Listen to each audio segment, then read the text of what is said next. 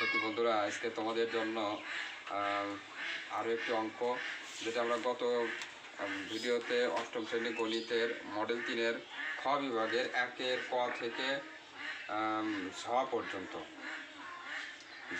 Upload করেছিলাম। বাকি কিছু অঙ্ক আছে, সেই অঙ্কগুলো আবার আপলোড করে দিচ্ছি। তবে আজকে সময়ের অভাবে বেশি অঙ্ক করতে পারতেছি না, একটা অঙ্ক মাত্র তোমাদের দিয়ে দিচ্ছি, একটা ঋণ নাম্বার অঙ্ক। তো এটা বলা আছে যে 1-0-1-1-0-0 এই বাইনারি সংখ্যাকে 10 ভিত্তিক সংখ্যায় রূপান্তরিত করার জন্য। তো এখানে আমরা দুই পদ্ধতি অ্যাপ্লাই করেছি, দুই পদ্ধতি দেখিয়েছি।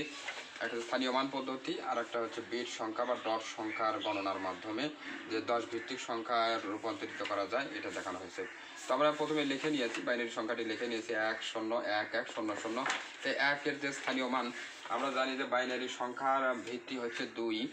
তো এটা 1 নম্বর পজিশনে, একক পজিশনে আছে 0 গুণন, এই জন্য 2-এর ভিত্তি হচ্ছে 0।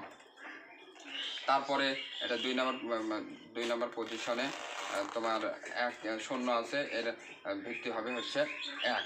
2-এর ভিত্তি কিন্তু 0 থেকে শুরু হবে, 2-এর ভিত্তি 0 থেকে শুরু হবে। তারপরে 1 আছে, 1 গুণন 2-এর ভিত্তি হবে 2। তারপরে আবার 1, তাহলে 1 গুণন 2-এর উপরে 3। 0 আছে, তারপরে 0 গুণন 2-এর উপরে হবে 4, যেহেতু 0 1 2 3 4। লাস্ট 1, তাহলে 1 গুণন 2-এর উপরে ভিত্তি হবে 5। তো এখন আমরা দেখতে পাচ্ছি 2-এর ভিত্তি 0 মানে হচ্ছে 1, ভিত্তি পাওয়ার 0 হলে 1 হয়। তো 1 গুণন 0 তাহলে 0 হয়।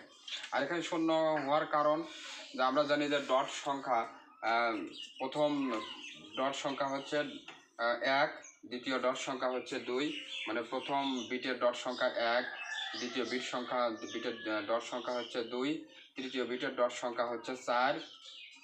1 2 4 8, তাহলে এক একটা বিটের ডট সংখ্যা। কিন্তু এখানে 0 থাকার কারণ হচ্ছে, 0 থাকলে সেই কার্ডটি অফ অবস্থায় থাকে, যার কারণে এখানে ডট সংখ্যা নেওয়া যায় না, ডট সংখ্যা নীল হয়, অর্থাৎ 0 হয়। তো সেই হিসাবে 0 গুণন 2-এর ভিত্তি 0, তার মানে 1 1 0 1।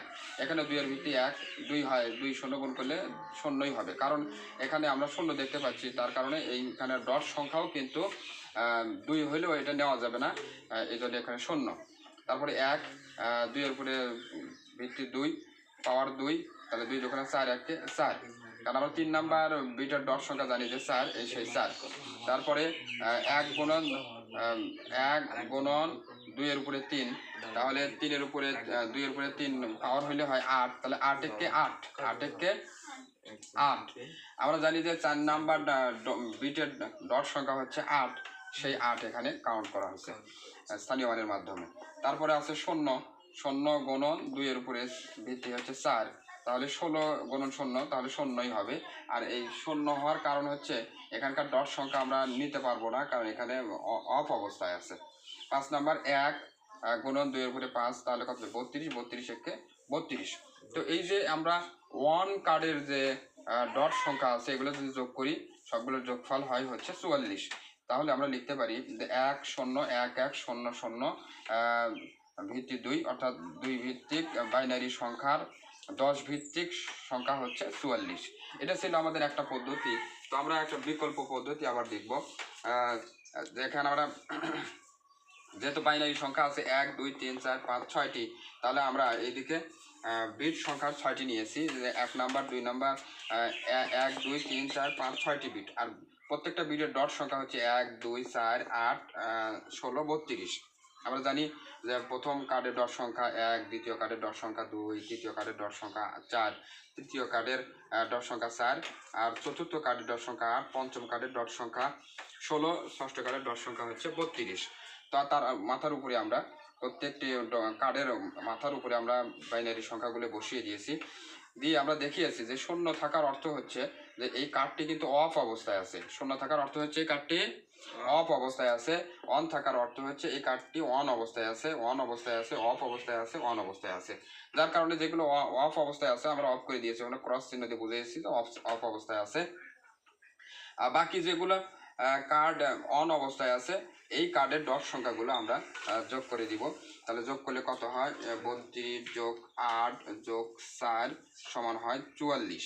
তো আমরা এই বাইনারি সংখ্যার 10 ভিত্তিক সংখ্যা দেখিয়েছি, 44 হয়।